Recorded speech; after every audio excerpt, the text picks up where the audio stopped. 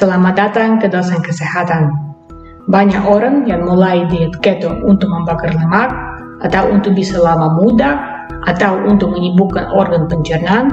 Mau tahu minyak yang mana termasuk kelompok sehat dan yang mana bisa disebut sebagai jelek dan berbahaya bagi manusia? Ini pertanyaan yang bagus, karena hal ini penting bukan hanya kepada para pengikut keto. Kita semua kurang lebih pakai minyak dalam masakan atau sambil makan. Jadi kita butuh tahu minyak yang mana memperbaiki kesehatanmu dan yang mana mesti dihindari. Dari video ini kamu bisa dapat semua informasi penting yang kita butuh tahu tentang minyak-minyak dan lemak. Mari kita mulai.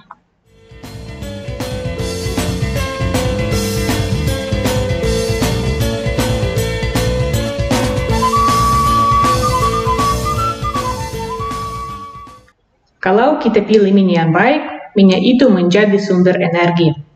Apalagi minyak yang baik menjadi komponen penting pada organ dalam, rambut, kulitmu. Jadi bukan hanya kau rasa lebih aktif, melainkan juga kelihatanmu menjadi rupawan.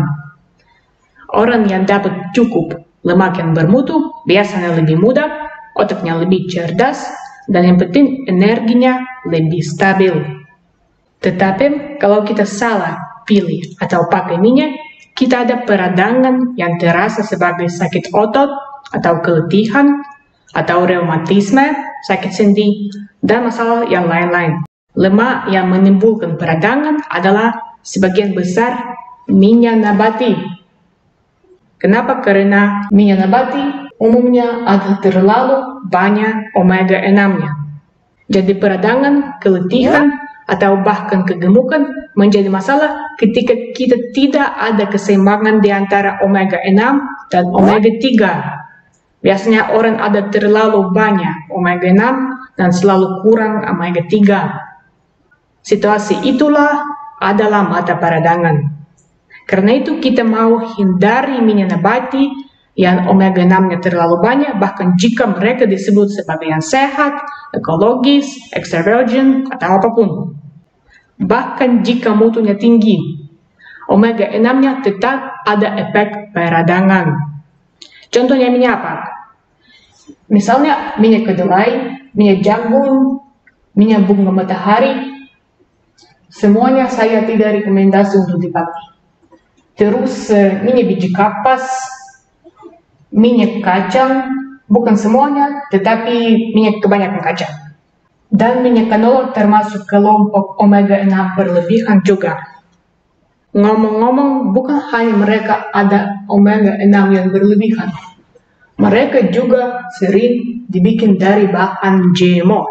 Dan kita sudah tahu bahwa komponen GMO yang tertentu bisa berlaku dalam tubuh manusia sebagai musuh dan mempromosikan masalah dengan estrogen. Ketika saya pernah tinggal di Indonesia, saya biasa lihat bahwa ada banyak minyak biji bunga matahari yang biasanya harganya terlalu tinggi. Nah, tidak usah membohong.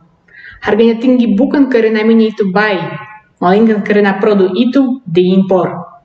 Terus di sampingnya minyak omega 6, di antara minyak jelek, ada minyak yang lebih jelek, adalah kelompok lemak trans. Contohnya margarin. Zat yang kita pasti tidak mau pakai dimanapun. Kita mau selalu membedakan mentega benar-benaran dari produk dibikin dengan margarin. Karena margarin itu meningkatkan kolesterol jahat, masalah diabetes, dan peradangan. Seandainya kamu baca kandungan dan di balik kota ada kata seperti lemak trans, trans fats, atau margarin, produk itu pasti tidak usah dibeli. Hal yang sama dengan lemak yang lama dipanaskan atau yang dipakai ulang untuk menggoreng. Makanya orang yang suka membeli gorengan di warung atau di jalan biasanya ada masalah seperti lemak badan berlebihan, atau sakit sendi, atau keletihan, atau kulit berflek, atau berjerawat. Soalnya pemasar jalan sering memasak beberapa kali dengan minyak yang sama, sampai minyak itu menguap sama sekali. Dan kebanyakan tidak mengerti saja bahwa minyak begitu sudah rusak dan beracun. Tetapi sebelum saya membahas minyak yang lebih aman dan cocok untuk menggoreng, saya ingin bertanya, apakah kita mau menggoreng makanan sama sekali? Sudah ada ribuan penelitian yang membuktikan bahwa makanan goreng, bahkan jika dimasak dengan minyak sehat, tetap ada kekurangan, misalnya kehilangan vitamin. Namun kekurangan yang lebih parah adalah semacam zat yang muncul saat kita menggoreng makanan. Namanya produk AGE. Hati-hati karena zat itu mempercepat penuaan organisme manusia. Kenapa di antara keluarga India ada banyak orang yang sudah 100 tahun lebih, namun tetap kuat dan sehat? Karena mereka tidak pernah menggoreng makanannya. Dalam tradisi yoga di India, mereka makan 1-2 kali sehari, sedangkan sayur-sayuran dan buah-buahannya selalu mentah atau direbus saja. Kok kalau saya mau menggoreng kadang-kadang saya bagaimana? Oke, ada beberapa contoh minyak yang cocok untuk dipanaskan. Semuanya termasuk kelompok lemak tebu yang biasanya dipakai oleh tubuh manusia untuk energi. Di antara lemak tebu yang sehat, ada mentega, bagus sekali.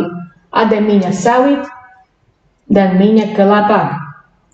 Namun, kalau kamu mau mengalami semua manfaatnya dan mempercepat penurunan berat badan, saya rekomendasikan pakai salah satunya secara mentah, maksudnya tanpa pemanasan. 1, 2, 3 sendok saja, kalorinya sudah banyak. Sumber energi itu adalah penggantian terbaik kepada karbohidrat, tetapi tidak usah dipakai dengan karbo atau dimakan dalam jumlah besar. Kalau mentega, paling bagus seandainya di mentega ada tanda eko, atau bio, atau organik, atau halal. Soalnya mentega dari hewan yang dikasih makanan kotor atau makanan GMO dapat memiliki efek samping. Terus, minyak kelapa dan minyak sawit. Potensi dua-duanya sangat tinggi untuk membantu tubuhmu belajar bagaimana pakai ketones dan membakar lemak. Paling bagus yang organik dan extra virgin. Tapi ingatlah bahwa minyak yang sudah direfinasikan manfaatnya hampir tidak ada. Karena itu kita pilih minyak extra virgin. Minyak sawit yang paling bermanfaat adalah extra virgin dan bermutu. Warnanya biasanya merah. Apalagi minyak sawit adalah sumber yang bagus pada vitamin A dan E. Dua-duanya vitamin larut lemak. Di samping lemak tebu, minyak sawit extra virgin mengandung lemak tak tebu, tetapi jenisnya yang baik, yaitu monounsaturated fats, yang perannya bukan untuk kasih energi, melainkan untuk mendukung dan memperbaiki tubuh manusia.